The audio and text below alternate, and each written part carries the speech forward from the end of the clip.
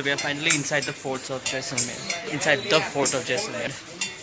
It kind of feels like a small part of Jordan. It's like really pretty with so many clothes, nice cute alleyways.